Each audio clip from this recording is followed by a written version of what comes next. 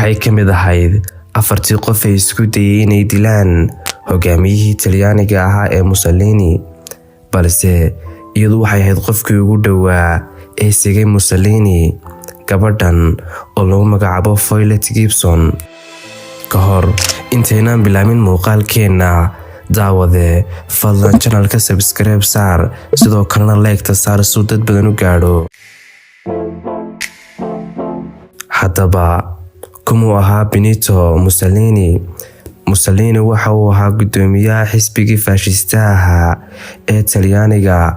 waxa uu hoggaanka Talyaaniga la wareegay wax yar kadib dagaalkii koowaad ee adduunka, isagoo ay caawinayaan koox ciidamo ahaa oo aad u hubaysnaa. waxa uu gebi ahaanba burburiyey nidaamkii boqortooyada, isagoo taageeray Hitler, hogaamiyihii Jarmalka, iyo General Franco kaasoo la dagaalamayay dowladda Isbaanishka.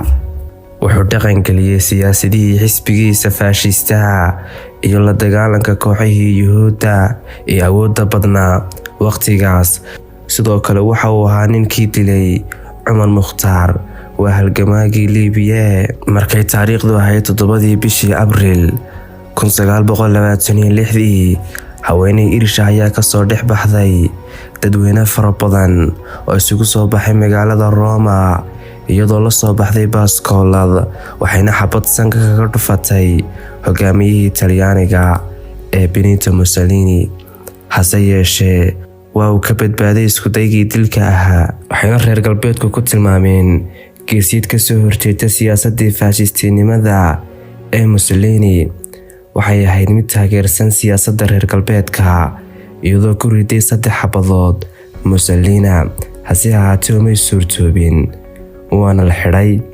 kadib markii muddo ku xirnayd xabsi ku yaala Talyaaniga, ayaa markii dambe loo wareejiyay dalka Ingiriiska maadaama ay u dhalatay waddanka Ingiriiska, waxayna geeriyootay sanadkii 1956.